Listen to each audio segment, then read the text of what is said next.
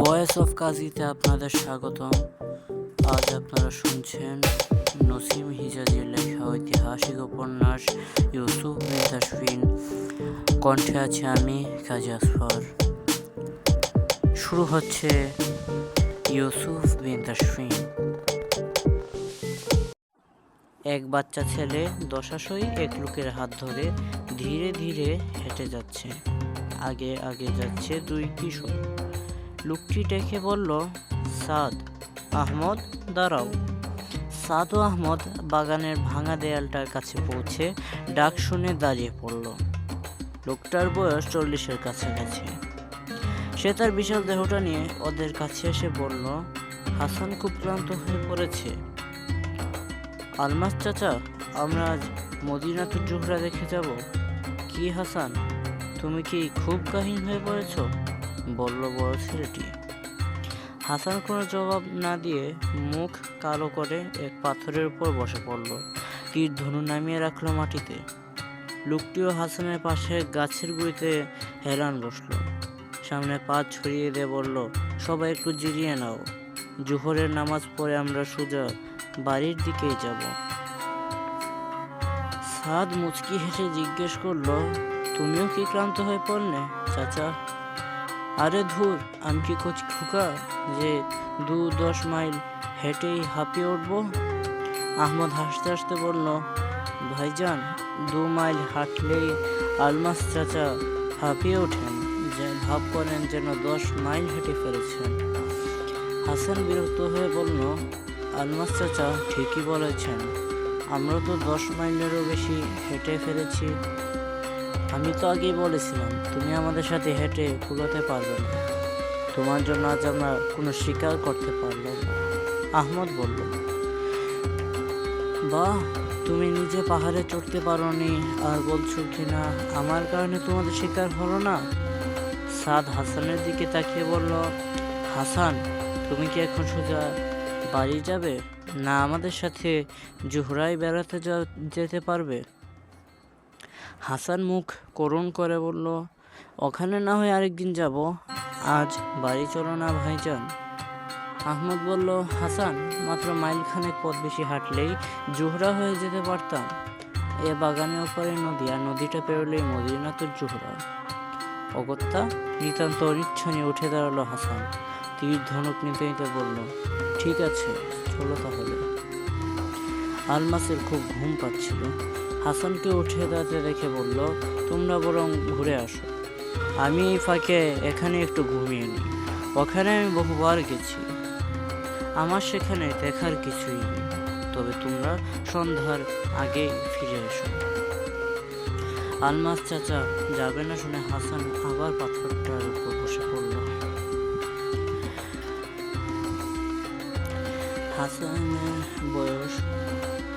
হাসানের বয়স 7।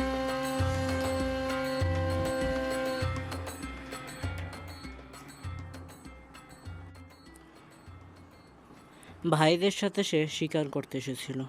আহমদ তার 3 বছরের এবং সাদ 5 বছরের বড়।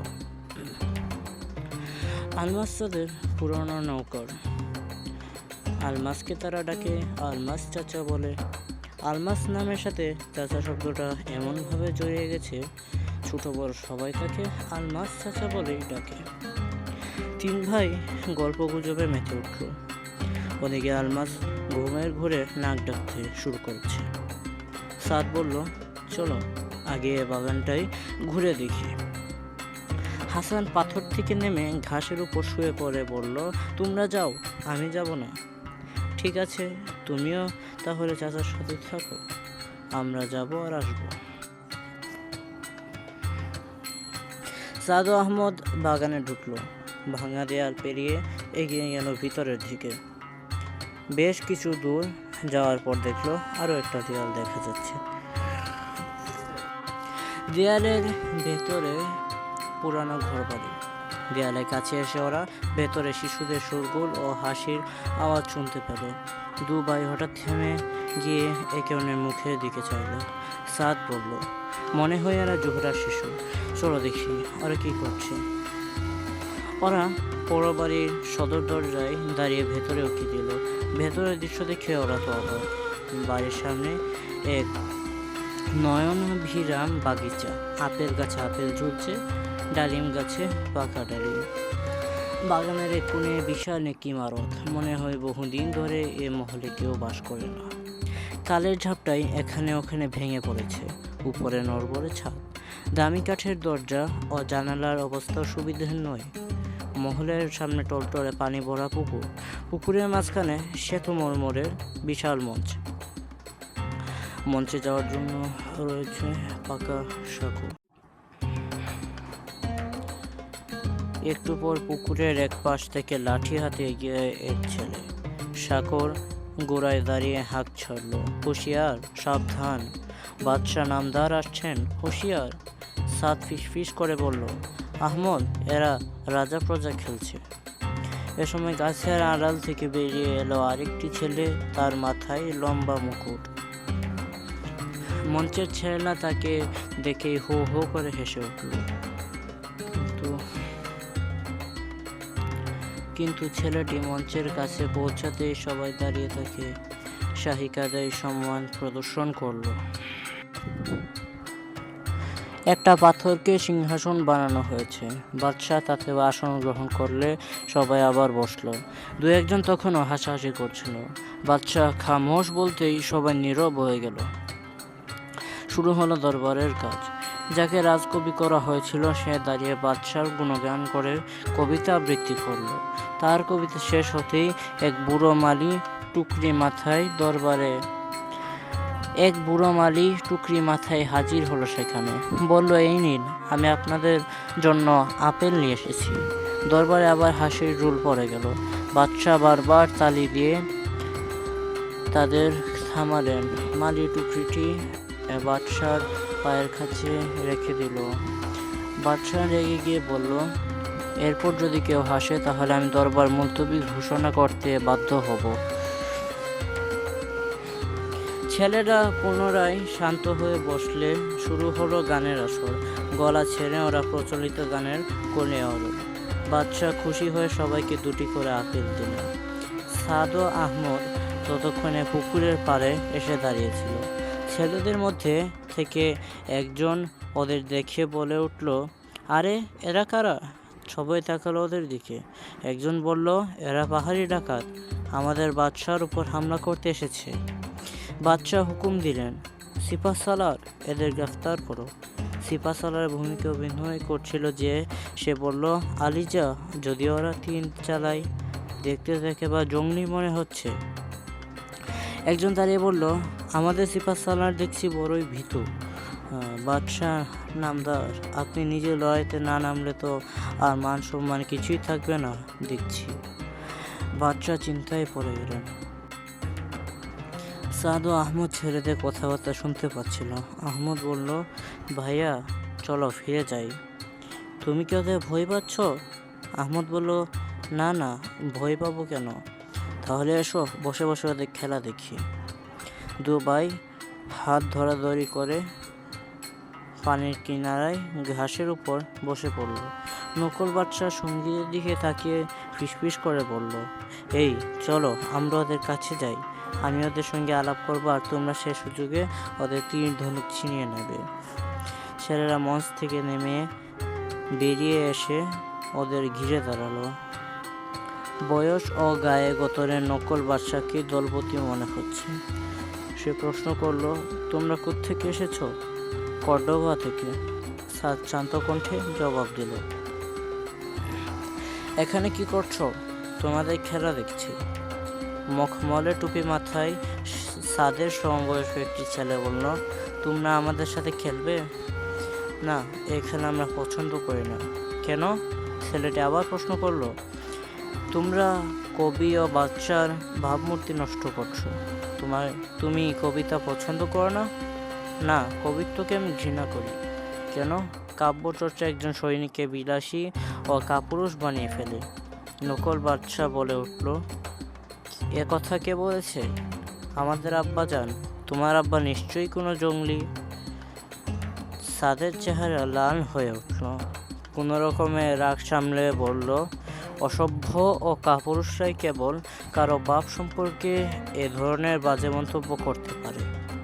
নকল বাদশা সৈনিকদের দিকে তাকালো। টুপিওয়ালা ছেলেটি বলল, তাহলে তোমরা কি খেলা পছন্দ করো? আমরা ঘোড়ায় চড়া, তীর চালনা ও অসি খেলা পছন্দ করি, সাদ জবাব দিল। আহমদ বলল, গাছে চড়া, সাঁতার কাটাও আমাদের প্রিয়। একজন জিজ্ঞেস করলো, তুমি ওই গাছে চড়তে পারবে? আহমদ সম্মতিসূচক মাথা নাড়ল। টুপিওয়ালা ছেলেটি সাদকে বলল, তুমি লেখাপড়া জানো? সাদ বলল, অবশ্যই। নকল বাদশা প্রশ্ন করলো, কি কি বই পড়েছ? সাদ কয়েকটি বইয়ের নাম বলল। বইয়ের নাম শুনে বাদশার সঙ্গীরা অবাক হয়ে গেল। নকল বাদশা ওদের প্রভাবিত হতে দেখে বলে উঠল, তুমি মিথ্যা কথা বলছো। সাদ উঠে দাঁড়ালো, বলল, আমাকে মিথ্যাবাদী বলার পরিণাম ভালো হবে না। নকল বাদশা চিৎকার করে বলল, সেনাপতি, এদের গ্রেফতার করো। দুটি বালক আহমদের তীর ধনুক ছিনিয়ে নিল। দু তিনজন সাদকে ধরার জন্য এগুতে সাদ এক লাফে পাশে সরে গেল। বাকিরাও ছুটে এলো ওকে জড়িয়ে ধরতে। সাদ চোখের পলকে তুন থেকে তীর টেনে ধনুকে চড়িয়ে বলল, খবরদার। ছেলেরা ভয়ে পিছু হতে শুরু করলো। যারা আহমদের ধনুক ছিনিয়ে নিয়েছিল তারা তাতে তীর জুড়তে ব্যস্ত হলো। আহমদ কিল, ঘুষি ও লাথি মেরে ওদেরকে কাবু করতে চাইল। সাদ হামলাকারীর দিকে ফিরে বলল, তোমরা আহমদের ধনুক ফেলে দাও, তা না হলে আমি তীর চালাতে বাধ্য হব। সাদের মুখের কথা শেষ হতে না হতেই ওরা ধনুকটি মাটিতে ফেলে দিল। আহমদ নিজের ধনুক কুড়িয়ে নিয়ে তাতে তীর চড়ালো এবং দ্রুত সাদের পাশে এসে দাঁড়ালো। সাদ ফিসফিস করে বলল, দেখিস, খামোকা আবার তীর চালিয়ে দিস না। নকল বাদশা অসহায় হয়ে দাঁড়িয়েছিল। তাকে আরও ভড়কে দেওয়ার জন্য সাদ তীরের ফলাটি তার দিকে ঘুরিয়ে দিল। টুপিওয়ালা ছেলেটি তাড়াতাড়ি বলে উঠল, আরে করো কি? ওর বাপ আসলেই সিপাহ সালার। সে আহত হলে সৈনিকরা তোমাকে ধরে নিয়ে যাবে। সাদ বলল, ও পালাতে চেষ্টা করলে ঠিকই আমি তীর ছুঁড়ব। কম বয়সী কয়েকটা ছেলে বাগানের গেটে তখন হইচই করছিল। সাদ নকল বাচ্চাকে বলল, এখন তোমার রাজ্য আমার দখলে। আমি এখন তোমার বাচ্চা। আমি হুকুম করছি, তুমি এই মুহূর্তে পুকুরে লাফিয়ে পড়ো। না, এ পুকুর খুব গভীর। সে সাঁতার জানে না, ডুবে মরবে। ওকে বাধা দিয়ে চিৎকার করে বলল টুপি পরা ছেলেটি। বাগানে বুড়ো মালি এতক্ষণ এসব কিছুকে খেলাই ভাবছিল এবং দাঁড়িয়ে তামাশা দেখছিল, কিন্তু নকল বাচ্চারও ভয়ার্ত চেহারা দেখিয়ে এগিয়ে এসে সাদকে বলল, নিরস্ত্রকে খামোকা ভয় দেখানোয় বিরত নেই। হিম্মত থাকে তো দুজনেই খালি হাতে লড়াই করো না কেন? আমরা এখানে লড়াই করতে আসিনি, তবে ওর যদি শখ থাকে তাহলে আমিও খালি হাতে তার মোকাবিলা করতে রাজি আছি। আহমদ, তুমি সাবধানে সবার দিকে নজর রাখবে। নকল বাচ্চার নাম জিয়াদ। দেহ কাঠামো সে সাদের 1.5 গুণ। সাদের চ্যালেঞ্জ তার আত্মসম্মানে ঘা দিল। সে নিজের মুকুট ও রেশমি জামা মালির কাছে জমা দিয়ে এগিয়ে এলো সাদের দিকে। সাদও প্রস্তুত। লড়াই শুরু হয়ে গেল। যেসব ছেলেরা সাদের তীরের ভয়ে দূরে সরে গিয়েছিল তারা ফিরে এলো আবার, কিন্তু দরজার কাছে 3 জন কচি বালক খেলছিল, তারা ওখানেই রয়ে গেল।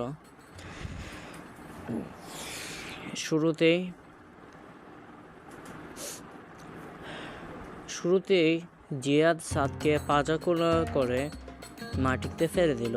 জিয়াদের সঙ্গীরা আনন্দে চিৎকার শুরু করলো, কিন্তু সাদ সঙ্গে সঙ্গে উঠে দাঁড়ালো। জিয়াদ তাকে ঠিক মতো দাঁড়াবার সুযোগ না দিয়েই তার মুখে প্রচণ্ড ঘুষি মারল। তাল সামলাতে না পেরে সাদ 2-3 কদম পিছিয়ে গেল। টুপি পরা ছেলেটি নিচে থেকেই রেফারির দায়িত্ব নিয়ে নিল। সে বলে উঠল, দেখো জিয়াদ, তুমি কিন্তু কুস্তি লড়ছো, মুক্তিযুদ্ধ নয়। মুষ্টিযুদ্ধ নয়। কিন্তু সে কথা কানেই তুলল না জিয়াদ। সে এলো পাথারে ঘুষি চালালো সাদকে লক্ষ্য করে। সাদ জিয়াদের পরবর্তী ঘুষিটা হাত দিয়ে ঠেকিয়ে সঙ্গে সঙ্গে জিয়াদের ঘাড়ে পরপর দুটি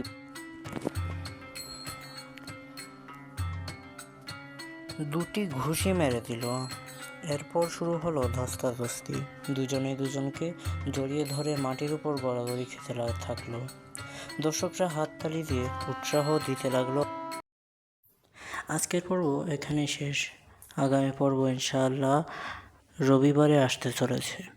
সাবস্ক্রাইব করে পাশে থাকুন। ধন্যবাদ।